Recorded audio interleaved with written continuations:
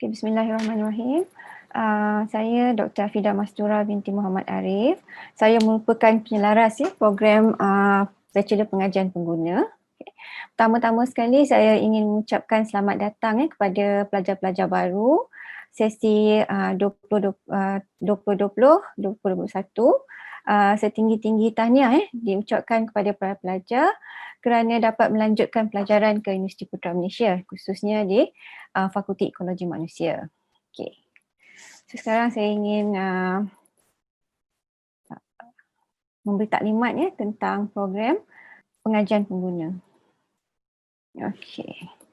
Okay, kalau pelajar-pelajar lihat gambar ini adalah jabatan kita, Jabatan Pengurusan Sumber dan Pengajian Pengguna. Okay, jabatan ini terletak jauh sikit daripada Fakulti Ekologi, the main building of Fakulti Ekologi Manusia. Jabatan ini berdekatan dengan penerbit UPM dan juga perpustakaan UPM. Okey, kita tengok sedikit sejarah penubuhan Jabatan Pengurusan Sumber dan Pengajian Pengguna. Okay, jabatan ini tubuhkan pada 1 April 1992 melalui pencantuman Jabatan Pengajian Pembangunan Manusia dengan Jabatan Sains Kemasyarakatan. Okay. Terdapat 4 jabatan diwujudkan, termasuklah jabatan ini. Okey, the next one kita lihat tumpuan. Bila cakap pasal Jabatan Pengurusan Sumber dan Pengajian Pengguna, ada satu program dia yang jabatan tawarkan iaitu Bachelor Pengajian Pengguna. Okay. Bidangnya adalah bidang sains pengguna. Okay. Apa dia bidang sains pengguna ni? Adalah berkaitan dengan pengurusan sumber individu, keluarga dan juga komuniti dalam persekitaran mikro dan juga makro untuk meningkatkan kualiti hidup. Okey, penekanan yang diberikan dalam bidang sains pengguna ini adalah ekonomi keluarga, kewangan isi rumah, pengajian pengguna yang meliputi bidang perumahan, penilaian barangan pengguna, termasuk makanan serta barangan isi rumah. Alright, okay. Kita akan lihat lebih lanjut tentang Bachelor Pengajian Pengguna. Apa dia falsafahnya, matlamatnya. Okey, falsafah Bachelor Pengajian Pengguna.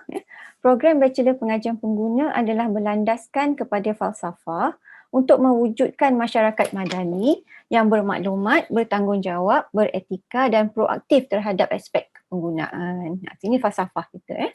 So tujuan dia adalah untuk meningkatkan keadilan pasaran dan juga kualiti hidup. Okey.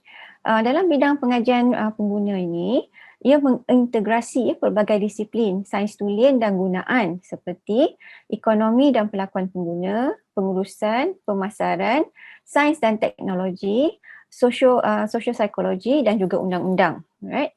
So, kepelbagaian disiplin ini untuk menyediakan graduan dengan pengetahuan dan kemahiran dalam aspek kepenggunaan untuk menjadi penghubung antara pengguna, pengeluar dan juga pembuat dasar. Right? Okey, tadi saya bidang pengajian pengguna dapat kita gambarkan melalui diagram ni lah, di mana kita lihat dalam bulatan ni yang kat luar ni adalah persekitaran makro dia, sistem ekonomi dan sebagainya. Dalam ni adalah pelakuan pengguna dalam komuniti sebagai isi rumah, cara interaksi dengan peruncit, macam mana pengguna dengan pasaran, yang mana akhirnya kita ingin mewujudkan sebuah masyarakat madani, sebuah masyarakat bermaklumat yang menyokong keadilan pasaran, pembangunan lestari untuk mencapai sebuah kehidupan yang berkualiti. Right?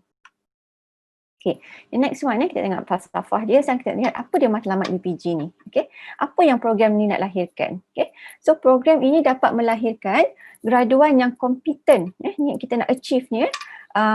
Melahirkan graduan yang kompeten dalam bidang pekerjaan yang berkaitan dengan pengguna dan pengurusan sumber.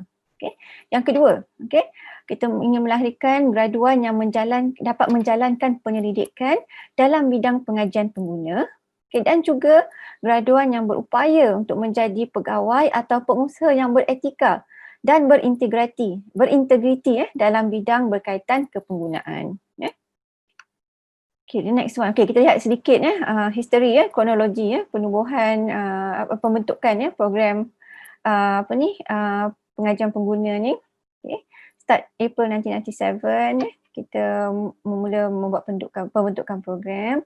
mendapat kelulusan KPT, kemasukan pertama tahun 2001 masa ni dia nama Bachelor Science Sains Pengguna Lepas tu kita diminta untuk bertukar nama program kepada BPG, Bachelor Pengajian Pengguna. So program ni telah mendapat akreditasi oleh JPA, so it's a qualified program, don't worry. So program ni juga telah melalui beberapa semakan kurikulum yang mana ia telah dinilai oleh pemeriksa luar macam 2006 ni Professor McDonald from Iowa State in the United States. Okay, so selepas tu kita dapat tahun 2009 kelulusan dari KPT untuk kurikulum baru BPG. Okay, pada tahun 2010 terdapat sebuah MOU di antara UPM dengan Financial Planning Association Malaysia. Okay, yang mana MOU ni untuk mendapat pengecualian 4 dari 7 modul bagi mendapat Certified Financial Planner. Okay, untuk pelajar-pelajar yang mengambil minor ataupun package keuangan pengguna. Okay, so selepas tu kita ada semakan kurikulum tahun 2015 dan the next one adalah sekarang ni yang mana kita sedang membuat semakan kurikulum yang terkini lah.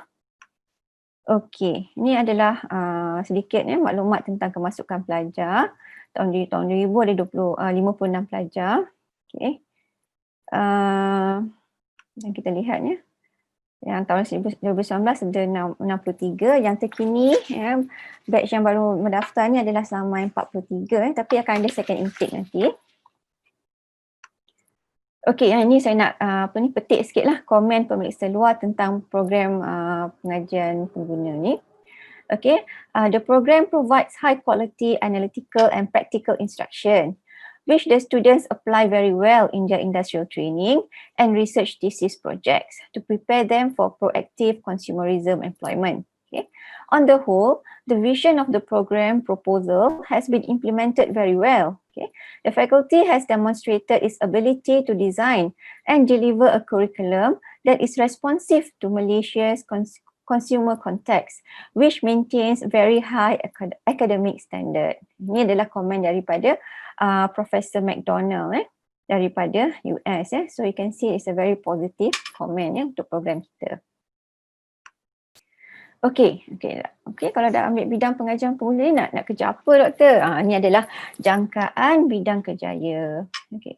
Antara bidang yang you boleh terukai sebagai perancang keuangan bertauliah. Kan saya dapat certified financial planner kan. Okay. Boleh juga menjadi pegawai bank, pegawai insurans, boleh juga menjadi usahawan, pegawai penyelidik, pegawai perhubungan pengguna, tenaga pengajar. Dan juga mana-mana pelajar yang berminat untuk meneruskan pengajian, bolehlah meneruskan pengajian ke peringkat siswaza. Ini adalah senarai majikan untuk graduan untuk alumni you all ni.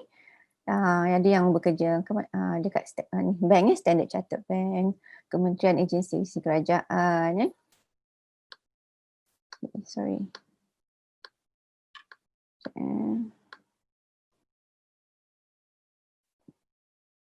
Sorry. Okay tadi ada yang dekat Lembaga Akreditasi Negara, Wisma Bank Simpanan Nasional. Okay, dekat ni banyak bank CIMB, Southern Bank, Hong Leong Bank, yang untuk overseas bank. Ada dekat universiti Universiti Tunku Abdul Rahman, kat hospital, majlis daerah. Okay. So ada pelbagai lah majikan bagi para graduan BPG ni. Okay, the next one apa kita nak lihat ni adalah konsep holistic matlamat program. Okay, apa dia PO ni? Program Educational Objective. Okay, kita punya matlamat program ni apa dia? Right? So dapat digambarkan melalui pelancar ni kan. So ada 6 bidang kat sini, ada 6 komponen lah aspek kat sini. Okay, yang pertama ni kemahiran asas bidang kepenggunaan. Okay, yang kedua pengetahuan dan kemahiran aspek keluarga. Okay. Yang ketiga pengetahuan dan aspek pengguna. Keempat pengetahuan dan kemahiran kepenggunaan. Yang kelima kemahiran dalam profesionnya melalui integrasi ilmu. Dan yang keenam kemahiran insaniah dan kesedaran sosial. So macam mana kita nak capai ke-6 aspek ni. Okay. Right, so kita lihat ni pelancar ni kan, dia ada penjah sayap dia, badan dia, pemandu dia. So macam mana nak capai, kita ada apa ni, subjek-subjek lah yang mewakili setiap komponen ni. Okay, yang contohnya yang pertama tadi kan, okay, kemahiran asas bidang kepenggunaan, kita ada subjek-subjek macam statistik, asas penasihatan dan kaunseling, etika pengguna dan peniaga, psikologi pengguna. Yang keduanya tadi, pengetahuan dan kemahiran aspek keluarga. So ada subjek berkenaan dengan ekonomi keluarga, pengurusan keuangan isi rumah, pembangunan perusahaan keluarga. The next one, nombor 3 tu, okay, pengetahuan dan aspek pengguna. Okay, tadi yang asas, lepas tu kita tengok aspek keluarga. The third one ni adalah aspek pengguna. So kita ada subjek macam ekonomi pengguna, undang-undang pengguna, psikologi pengguna. Okay. The next one, yang keempat adalah pengetahuan dan kemahiran kepenggunaan. Nah, kita dapat skill ni macam mana kan? Pengetahuan dan kemahiran kepenggunaan. So kita ada subjek macam pelakuan pengguna, seminar sains pengguna, penilaian barangan dan perkhidmatan, gelagat organisasi dan pembuatan keputusan, dan juga kaedah penyelidikan dan sains pengguna. The next one, macam mana kita nak capai kemahiran dalam profesionnya melalui integrasi ilmu. Apa dia ni? Okay. So ini kita perlukan some practical kan, hands on juga. So ini adalah dengan pelajar-pelajar membuat disertasi bachelor di mana di tahun akhir nanti pelajar-pelajar akan membuat penyelidikan, your own research, okay, yang mana you have to collect your own data, analyze the data and present the data, present the findings lah, right. Selain pada itu ada juga latihan industri yang mana pada semester akhir lah, selama 12 minggu, okay, yang mana saya akan explain dengan detail sekejap lagi. Okay. Yang akhir sekali ni adalah kemahiran insaniah dan juga kesedaran sosial. Okay. Antara subjek-subjek yang berkaitan adalah contohnya kenegaraan Malaysia, ni adalah subjek-subjek universiti penghayatan etika dan peradaban, falsafah dan isu semasa, kemahiran berfikir, prinsip pengurusan, prinsip ekonomi, pertanian dan juga kehidupan. Okay. So these ada subjek-subjek yang menyokong konsep holistik untuk mencapai matlamat program pengajian pengguna. Okay. Alright, ini yang penting ni lah berkenaan pembahagian jam kredit kursus-kursus yang you perlu ambil. Ada 3 big component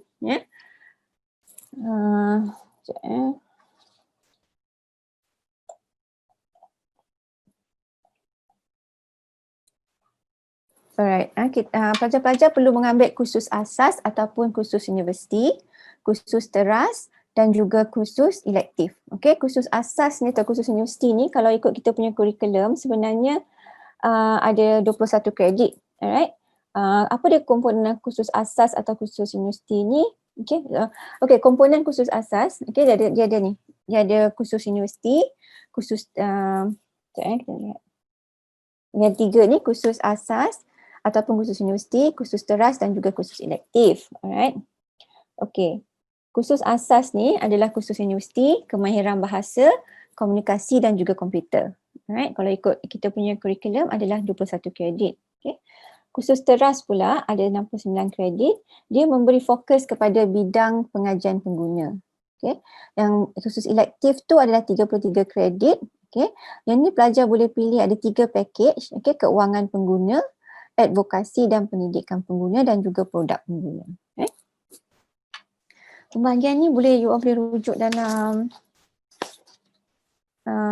ada buku panduan program pengajian siswa Zah nanti So basically nilai kredit yang perlu pelajar ambil throughout the program adalah selama sebanyak 123 jam 123 jam jumlah kredit termasuk juga 2 jam kredit co-curriculum. Okay, co-curriculum ada 2 lah. Maknanya kalau minus co-curriculum ada 121. Okay, koko ni you boleh ambil contohnya macam khidmat komuniti ke, keusahawanan ke, so ada pilihan lah. Latihan industri tadi Apa dia latihan industri? Okey. So latihan industri bertujuan untuk memberi peluang kepada pelajar menimba pengalaman dalam bidang yang berkaitan dengan program akademik mereka di agensi kerajaan ataupun swasta. Okey. So pelajar-pelajar boleh boleh pilih boleh cari sendiri. Okey, syarikat yang pelajar nak attach untuk buat LI ni. Okey. Jumlah kredit untuk LI ni adalah sebanyak 6 kredit. Okey. So jangka masa untuk buat LI adalah selama 12 minggu lah. So selalunya dekat luar kampus. Okay. So pelajar boleh pilih nak buat dekat agensi kerajaan ataupun agensi swasta.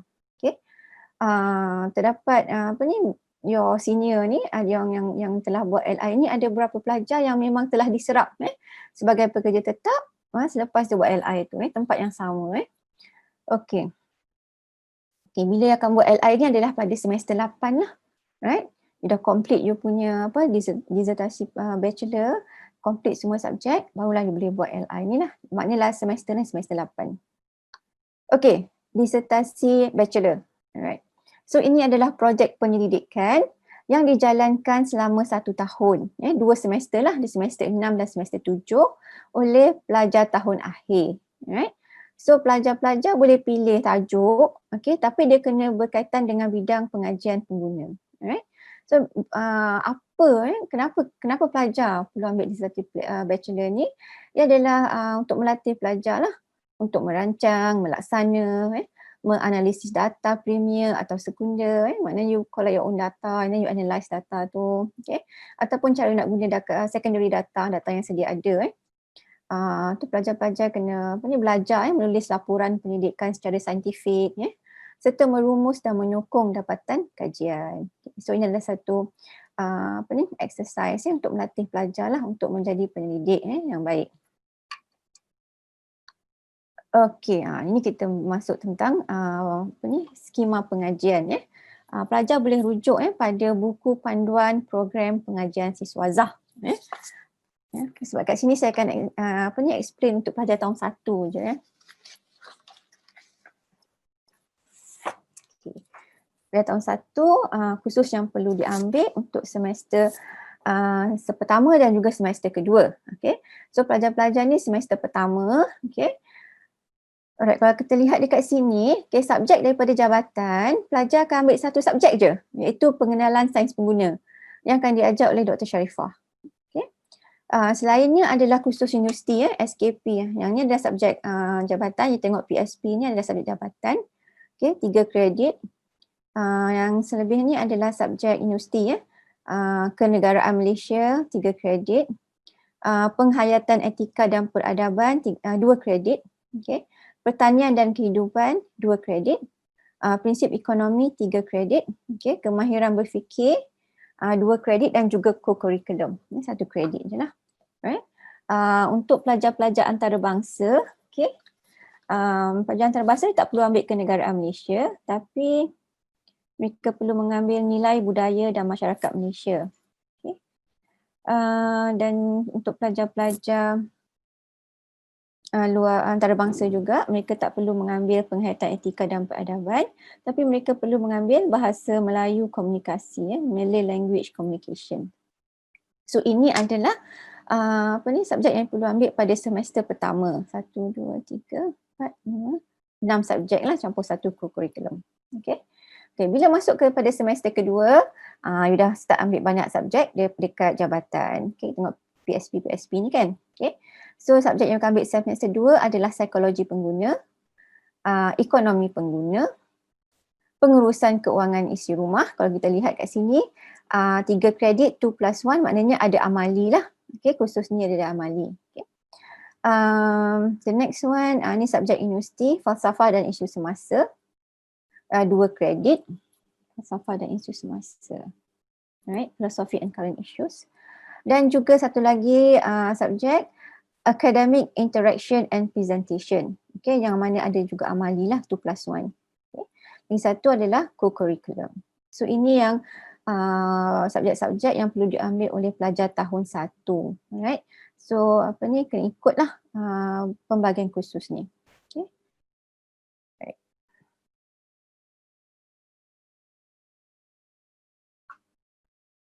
Okay.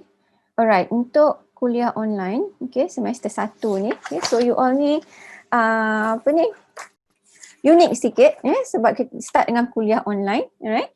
Apa ni, cabaran dia, ada cabaran dekat situ, okay. Tapi saya harap you all bersemangat lah, untuk apa ni, belajar sebagai masuk universiti, start dengan kuliah online kan, sama-sama mengharungi cabaran sebagai seorang pelajar dalam situasi pandemik COVID-19 ni. Okay, kita sama-samalah apa ni, mengharungi cabaran ni. Okay. Okay, yang ni untuk kuliah online ni, para pelajar mohon semak Putra Blast. Okay, Putra Blast is our apa ni, learning management system. Alright. So dalam Putra Blast ni ada macam-macam maklumat lah berkenaan dengan kursus you all. Nota-nota ada dalam tu, you boleh interact dengan apa ni, pensyarah-pensyarah dalam Putra Blast. Okay. So you kena selalu buka check Putra Blast ni. Okay. Alright, so untuk dapat link kuliah tu kena check dekat Putra Blast Alright. The next one. Okay. Tak payah tengok ke apa subjek kena ambil first year Nanti you tengok dalam apa ni, buku panduan tu adalah dia bagikan subjek untuk tahun-tahun seterusnya. Alright. So untuk untuk bagi you all apa ni, rasa excited untuk belajar, okay, saya nak inform lah sebenarnya kita ada hadiah untuk para pelajar. Okay. Bagi pelajar dan graduan yang mengikuti program pengajian di FEM, Fakulti Ekologi Manusia, pelajar yang cemerlang dalam akademik dan co-curriculum, dua-dua akademik dan co-curriculum, berpeluang untuk mendapat anugerah atau pengiktirafan di peringkat universiti atau fakulti. So kita ada hadiah pelajar ni. Okey, ada beberapa hadiah ni 3, 6, 7, 8 Alright, yang apa ni, antara hadiahnya, okay, yang paling best ni lah pingat emas Chancellor. Alright. Pingat emas Chancellor ni dapat pingat emas, dapat wang tunai RM5,000, ada sijil. Penaja dia adalah Universiti Putra Malaysia. Ni ada syarat dia lah. Okay, so graduan yang terbaik keseluruhannya, CGPA sekurang-kurangnya 3.5. Okay. Tak pernah ada kes lah, tak pernah ada tindakan tata tertib. Okay. Selain pada tu kita ada anugerah pelajaran diraja. Okay, ada pingat emas, ada wang tunai RM5,000. Penaja dia adalah Majlis Raja-Raja. Nama dia pun anugerah pelajaran diraja kan. Right? So you can dapat first class. Alright.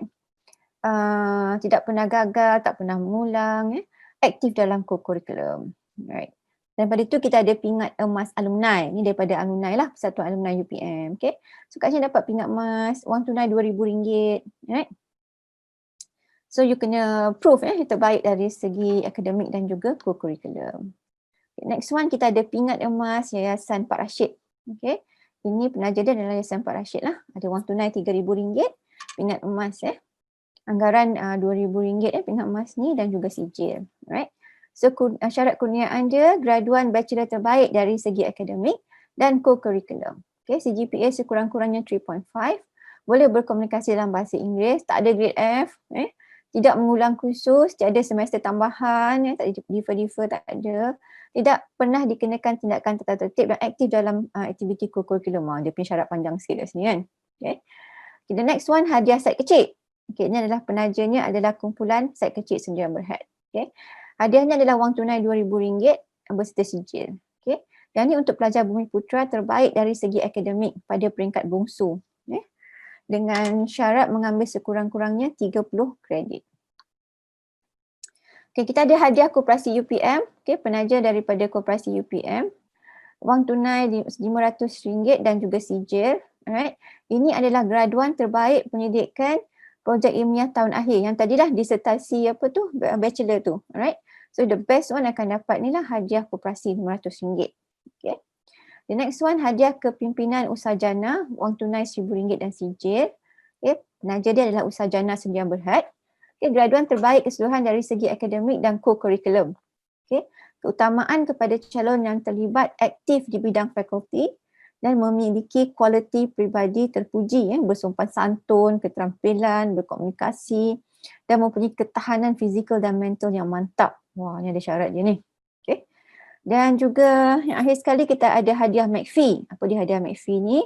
McPhee ni adalah, kita lihat penaja dia, Persatuan Ekonomi Pengguna dan Keluarga Malaysia, wang tunai 500 dan sijil. Okay. Ini adalah untuk pelajar Bachelor Pengajian Pengguna. Ini khas untuk pelajar BPG tahun akhir terbaik keseluruhan. Okay. So mungkin you boleh tanamkan keazaman daripada sekarang untuk boleh da'a mana satu hadiah yang you aim tu kan. Right, ada 8 dekat sini. Okay. The next one ni kita nak berkenalan dengan pegawai akademik yang ada di jabatan dan juga bidang-bidang kepakaran. Alright. So kita mula dengan ketua jabatan. Okay, Ketua Jabatan Pengurusan Sumber dan Pengajian Pengguna adalah Profesor Madya Dr. Alistina Abu Bakar. Right. Bidang beliau adalah Consumer Law, Undang-Undang Pengguna. Okay, kita ada 2 profesor di jabatan, Profesor Ahmad Hariza Hashim, yang juga merupakan dekan Fakulti Ekologi Manusia. Bidang beliau adalah Housing Studies, Person and Environment Relationship. Kita juga ada Profesor Dr. Muhammad Fazli Sabri. Beliau juga merupakan Timbalan Dekan Pengajian Siswaza Jaringan Industri dan Masyarakat. Bidang kepakaran beliau adalah Planning and Consumer Financial Advice. Untuk Profesor Madya, kita ada berapa orang Profesor Madya. Yang pertama adalah Profesor Madya Dr. Sharifah Azizah Harun. Yang ni Dr. Sharifah ni yang akan mengajar you all pengenalan kepada sains pengguna. Untuk first semester ni hanya Dr. Sharifah je you all akan berjumpa lah untuk pengajaran kan. Yang lain-lain semua adalah subjek universiti. Right? So bidang Dr. Sharifah ni adalah Policy and Consumer Behaviour. Seterusnya kita ada Dr. Husnia, Profesor Madya Dr. Husnia Abdul Rahim. Bidang beliau adalah Consumer Finance. Ketua jabatan tadi Profesor Madya Dr. Alistina Abu Bakar. Bidang beliau adalah Consumer Law. Kita ada Profesor Madya Dr. Suhaili Osman. Bidang beliau adalah Consumer Behaviour. Next one, saya sendiri Afidah Masura Muhammad Arif. Bidang saya adalah Consumer Law juga. Seterusnya Profesor Madya Dr. Zumilah Zainal Aludin. Bidang beliau adalah Human Resource Management. Seterusnya Dr. Zuroni Mat Yusof. Bidang beliau adalah Environmental and Consumption Economics. Dr. Askia Jamaluddin. Bidang beliau adalah Women Development, Small Family Business Management and also Decision Making. Kita ada Dr. Samsul Azhari Zainal Badari, ni orang kuat pemakanan kita, Food and Consumer Health. The next one here, Dr. Muhammad Amin Uthman. Bidang beliau adalah Islamic Financial Planning.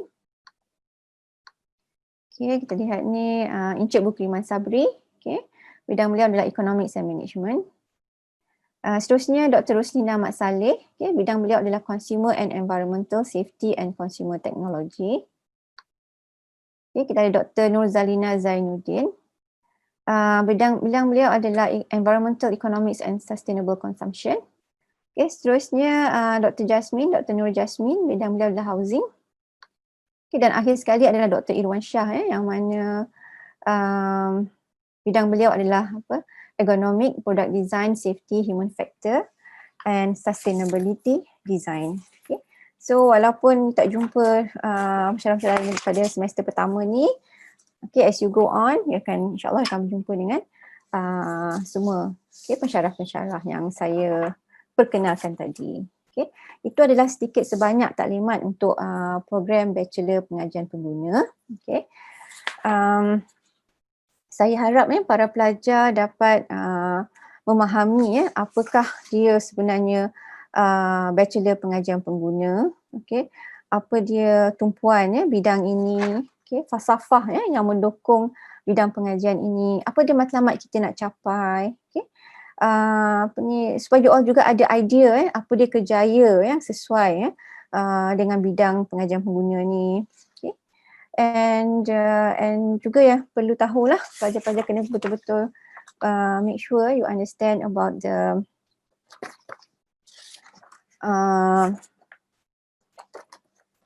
skema pengajian. Supaya apa ni, sebab kita tak nak kes-kes yang mana apa pelajar ada tertinggal tak ambil subjek, bila nak graduate tengok tak cukup kredit dan sebagainya lah. So you kena make sure you ikut macam mana yang tertera dalam apa ni buku panduan tu, apa subjek perlu ambil untuk setiap semester, right? Supaya tak ketinggalan, right?